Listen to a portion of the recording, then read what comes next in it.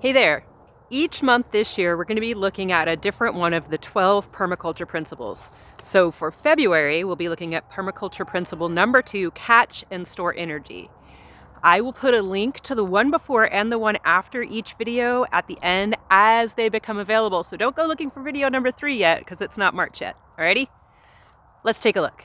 So some of the applications of catch and store energy seem really obvious, and we'll talk about those, but we'll also talk about some of the less obvious ones. And remember, these principles don't just apply to your garden or your forest, they apply to your life as well. So keep in mind that this is about catching and storing things that are immediately available or in abundance at the time, but might not remain that way. Think about saving money. That's one that a lot of people are familiar with, whether or not we all practice it at all times in our lives. We are familiar with the concept of it. Let's say that you took part of your stimulus check and you put it away in a savings account, or you put it under the carpet in your living room, or however you got some money, you might have put it away at some point. And that's basically the same idea that we're looking at with catch and store energy. Another very common life application is sleep when the baby sleeps. So some things are pretty obvious, like solar panels or rainwater catchment. Those are things that we think, okay, well, I can catch the sun's energy in a solar panel, put it into a battery and keep it. Sure. I can catch the rain off the roof and put it in a rain barrel and use it later. Yeah, you can do that. But let's talk about some of the simpler applications. Here behind me, you can see and probably hear Fort Box, our chicken coop. And one reason that's important as far as catch and store energy, let me move away from the noisy chickens, is that this is at the top of the landscape here. So over time, this is not going to be a quick retrieval of energy, but over time, as it rains and the nutrients wash through their bedding, through their deep litter, it's going to wash down the hill into the gardens that we use to grow food. So that is one way. I can go into their coop when I clean it out and steal their hay and their poo and put it into the compost bin or onto gardens that aren't going to be used right away. Chicken poo is hot. Don't put it someplace that you're going to use the garden right away. It'll cook your plants. But it can go into my compost. My omnivore friends eat their eggs. We catch the energy of the chicken in that egg, and my friends use that energy later. So those are some ways that the chicken coop helps. What about waste food? Well, I have surplus food when I chop the top off a bell pepper, and I can put that into the worm bin or feed it to the chickens or put it in the compost. Same goes with any non-animal-based food. Hey, if you haven't already, would you please hit subscribe? It lets YouTube know that people like you like to see my videos, and that helps me out, and I would really, really appreciate it. Thank you very much. What's a way that we can catch and store wind energy without using wind turbines? Well, a lot of plants need to be pollinated by the wind, so my corn is going to go back behind me here next to the compost bin. The compost bin is another example of the water's going to wash through it and downhill. But if I put my corn here, the wind can pollinate it. If I was to put it next to the house, the wind wouldn't be able to help it, and I would have to go out there and hand pollinate it, and that's wasting energy, which is the exact opposite of what we're trying to do here.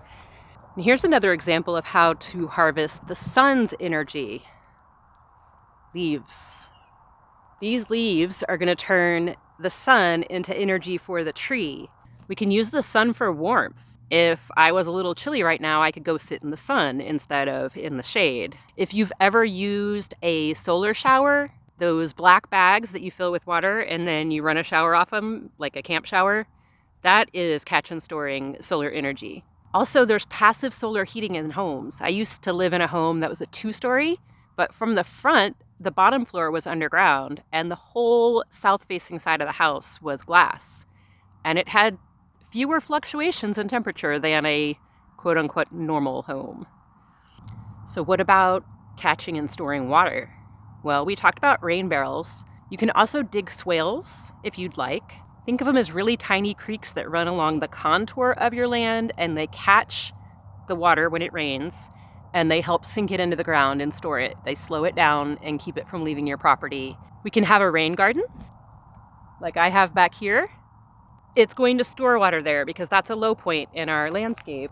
So with the shade and the low spot, we're going to conserve water there. Also, the roots of trees and deep tap-rooted plants help draw water down. So that's just storing water in our landscape instead of in a barrel. It's the same idea. It does the same thing for us. Any of your lawn trimmings, garden waste, trees you cut down, stuff like that, you can catch and store that energy. You can put it into your compost. You can use trees for firewood if they're the appropriate type. You can use them for shelter for small animals. Lots and lots of things that you can do with the waste that you produce. And that goes for food waste as well. I already talked about feeding food waste to our compost, to our chickens, to our worms. But what about the extra serving of soup? I can put an extra serving of soup into the freezer. When my tomatoes and my habaneros overproduce, I can dehydrate and jar them. When the grocery sends me a giant thing of ginger, instead of one hand of ginger, I can candy my ginger. I can take my mullein plant apart and soak the flowers in oil for ear medicine, and I can dry the leaves to burn like a smudge stick for lung health. And that doesn't just apply to things that you grow. In the first summer of the pandemic, poblano peppers became hard to find. Who knows why? What a weird thing to become hard to find, but they did. So whenever we could get poblano peppers, we would get a whole bunch of them and I would roast them and put them in the freezer.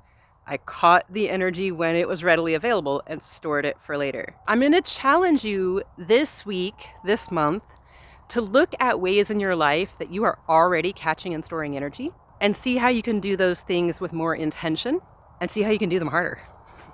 Go harder. In addition to what you're already doing, today's question is, what else can you do? What is someplace in your life that you see yourself throwing away energy that you could catch and store? Tell me down in the comments. Let's get a little discussion going, get to know each other. And I will put the link to the first principle video here, and then later when it's available, the third one will go up as well. Later, y'all.